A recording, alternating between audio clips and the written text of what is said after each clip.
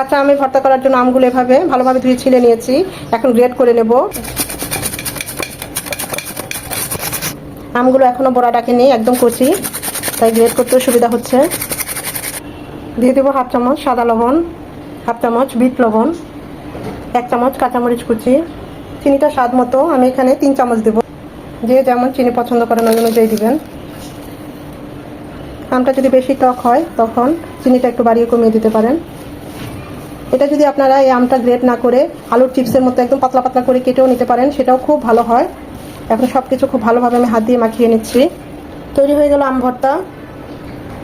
আম ভর্তার এই জুসটা কিন্তু খেতে অসাধারণ লাগে। চিনি থেকে এই জুসটা বের হয়েছে, খুবই ভালো হয় এইভাবে আম ভর্তা করলে।